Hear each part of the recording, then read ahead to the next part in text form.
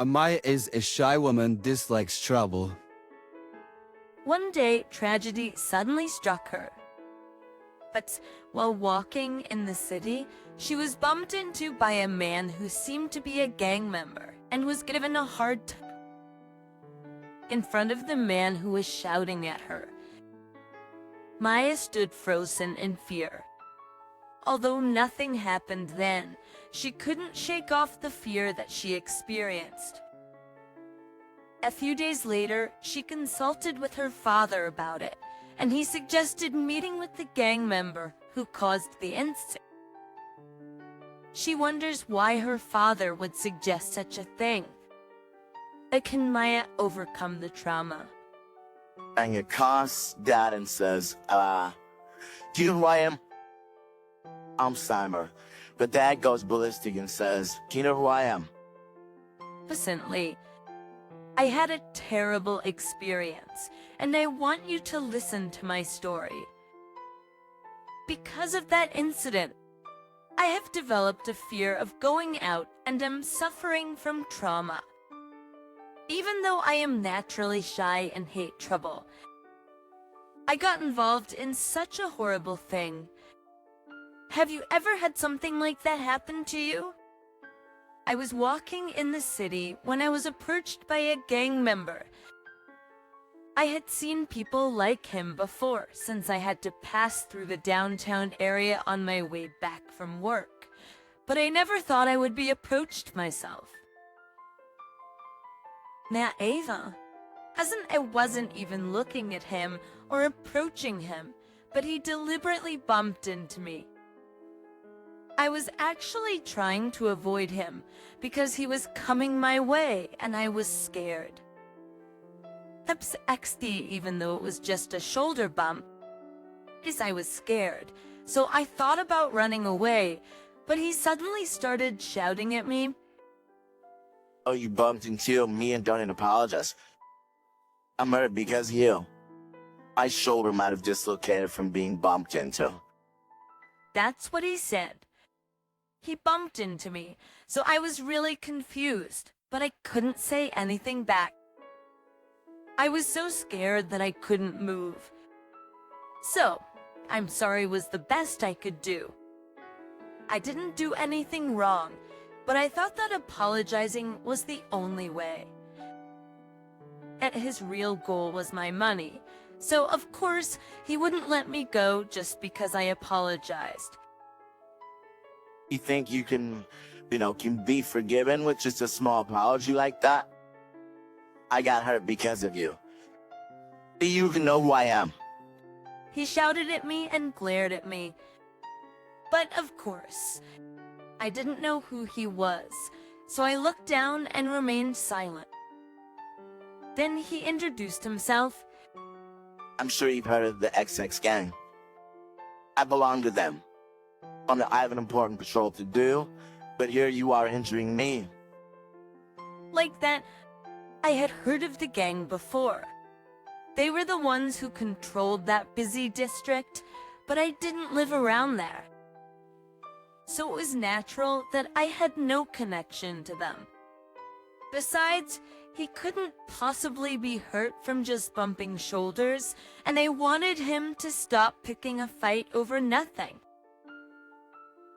But because of my personality and the fact that he was scary, I couldn't say anything back, and I ended up apologizing over and over again. I'm really sorry. I'll be careful from now on. I repeated this several times, but he said, Hey, did you even hear what I said? Sir's apologies won't even be worth a penny. Sure, if you feel that bad, just give me money now. You're dressed up all nicely, so you must be an office worker or something, right? If you can't pay now, you can come to our office later. I couldn't take it anymore when he said those things to me. I just wanted to escape. But even though it was a busy street with people around, nobody helped me because they were all scared. I desperately wanted to get away from that place, so I thought about calling the police. When I tried to take out my phone, he seemed to understand what I was about to do and immediately took it away from me. Hey, it's just the hotel. What were you planning to do with your phone? Up in the south, you're the one who hurt me. That's right. If you have a problem with that, I can call a lawyer out here. I'm the instead of.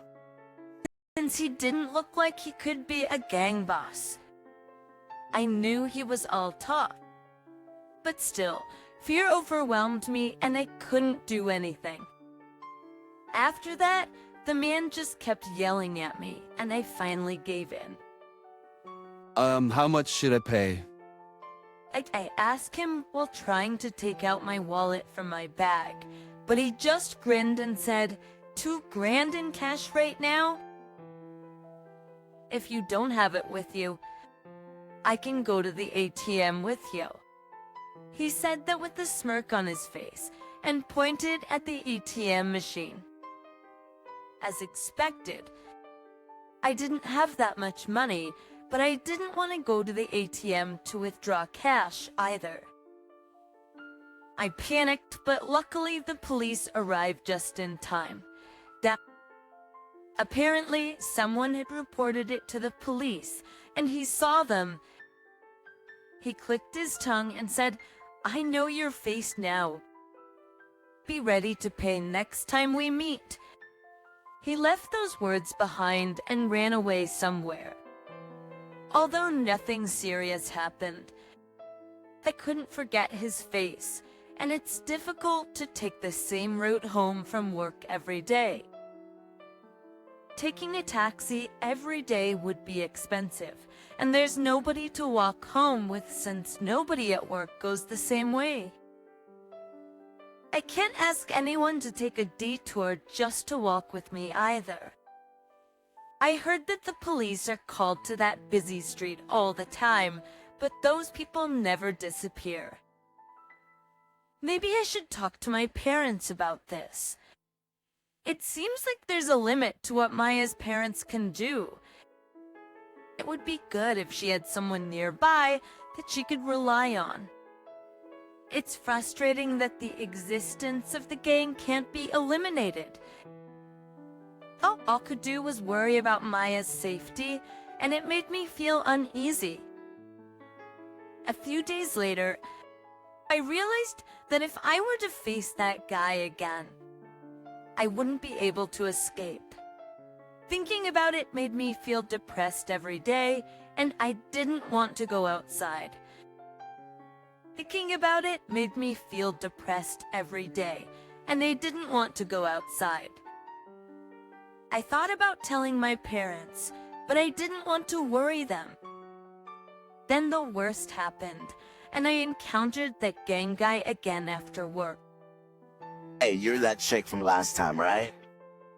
Do you have money on you today? As expected, he approached me, but there were more people around this time, so I managed to escape by blending in.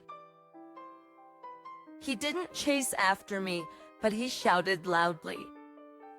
And think you can keep running away every time. I was really scared again. So I made up my mind to talk to my parents about it.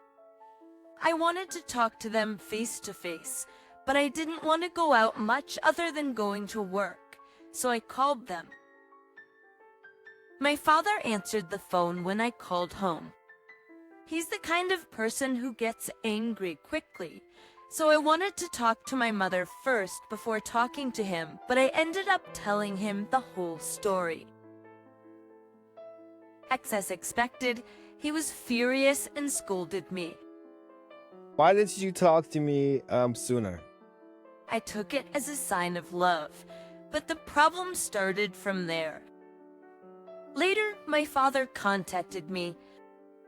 I'm gonna meet that scumbag who bothered you. I'm going to the gang's office now. You should come with me. Oh, you've got to be kidding me. I thought. My father has always been fearless, and has never tolerated immorality. I don't know how I became the person I am today, despite being raised by such a strong father. Anyway, I could easily imagine that he would take me with him, even if it meant forcing me. So, I stopped resisting and went along with him. At 6 sections Candies. As soon as we arrived at the office of the gang, my father boldly walked inside, not even hesitating for a second. Of course, the men inside tried to stop him, but he shouted at them with a fierce tone. Bring him to me now. I was scared inside and didn't know what to do. Then someone, presumably the leader, noticed the commotion and told the men to let us pass. So my father and I were allowed to enter the room. I wanted to go home desperately, but the man who had bothered me was also in the room and approached me with a smirk on his face, saying, Oh, I've seen your face before. Did you come with your daddy to pay up? that the one who controlled him was the leader, who said, Hey, that gangsters are tossy. "You better shut up." He apologized to us. Well, to be exact, he apologized to my father and said, What brings you here? Did that people do some now? They're saying. he spoke with a modest tone. At first, I didn't know what was going on. The underlings who were watching him were also quite puzzled. In response to the leader's words, my father glared at the man who had bothered me and said, Say, but it seems that this man has been bothering my daughter. Apparently, he intentionally bumped into her and demanded money. Edging by his attitude towards my daughter just now, this seems to be true. In response, the boss sighed and said, "I'm sorry for the trouble my people caused." I'll make sure not to cause any more problems from now on. Then he bowed his head to me and said, "I'm sorry for scaring you." I'll tell him never to come near you again. Please rest assured. I was relieved to think that the situation was resolved, but then my father raised his voice. I won't be satisfied until the man over there apologizes. Hey, yes, you've given my daughter serious trauma. So you need to take responsibility for this. That's the low-ranking gang, who seemed confused by the leader bowing his head, stood there, staring alternately at the leader and my father's face. Boss, who is this guy here?" he asked timidly while trembling. Then the leader introduced my father to everyone. "This man here is a high-ranking police officer. We should avoid getting involved with him. In fact, my father is a police superintendent, the second highest rank in the police organization." Perhaps my father and the gang leader had met before, and the leader judged that it would be best for the organization to give in this time. Oh, I didn't know. I just sorry.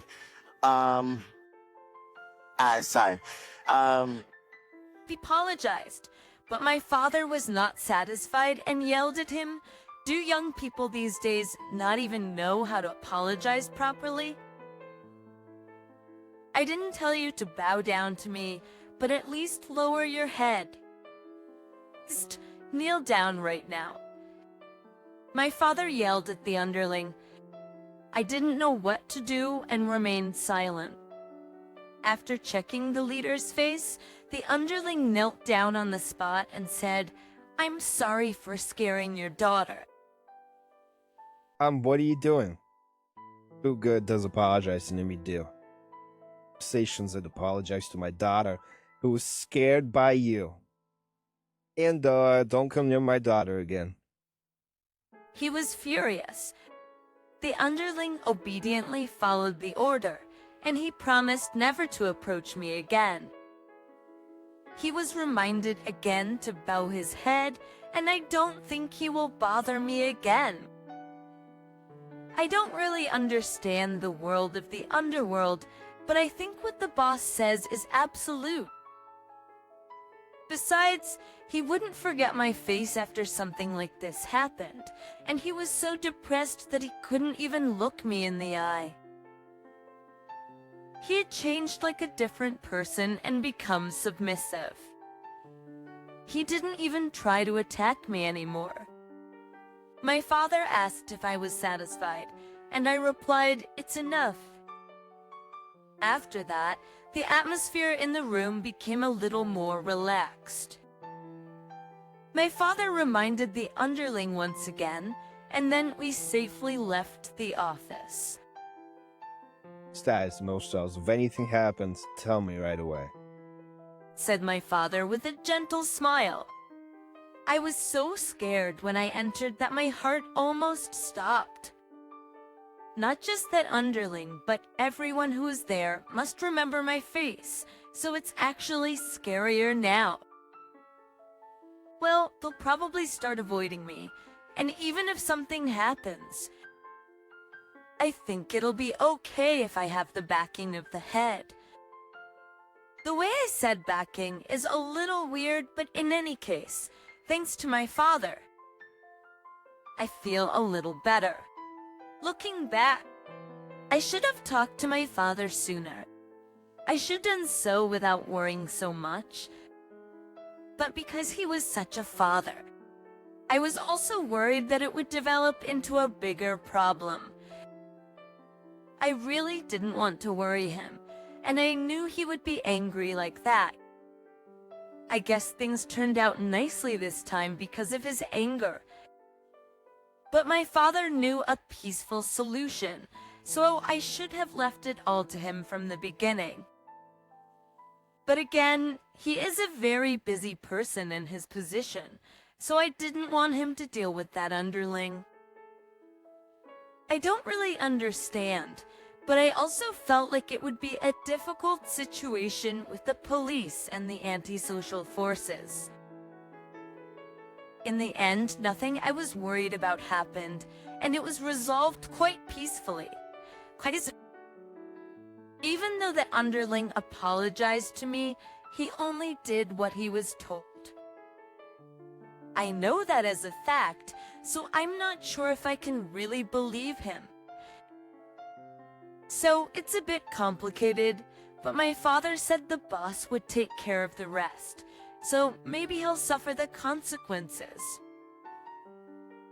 Since he got involved with me, the police officer's daughter, maybe he learned a lesson not to do anything stupid, or he'll end up getting hurt. For me, it's much better to be like this than to be alone and worried, so I think it's good that it turned out this way. I'm not afraid of my commute anymore, and I don't think I have any worries about my life. I don't want to bother or worry my father anymore, so I want to be able to avoid trouble on my own. I think it's difficult to solve things like this on my own, but I sometimes think that they should be arrested for putting me in such a scary situation. But I don't want to have any more dealings with those people, and I don't want to trouble my father anymore, so I think this is good.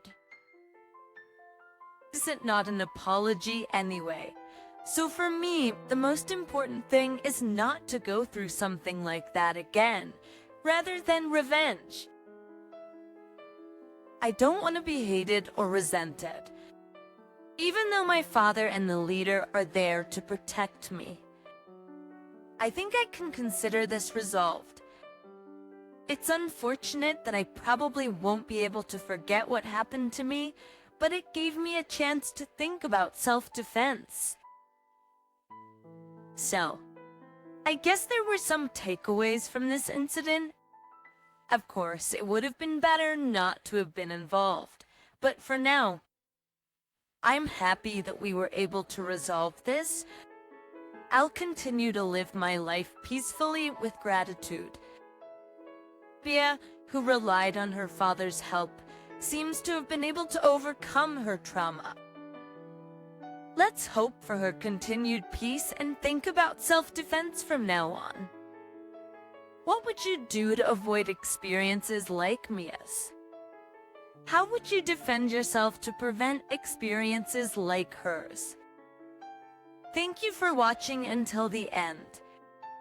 Please give us a thumbs up and subscribe to the channel. We also welcome comments, so please leave them in the comment section below. See you in the next video. Goodbye.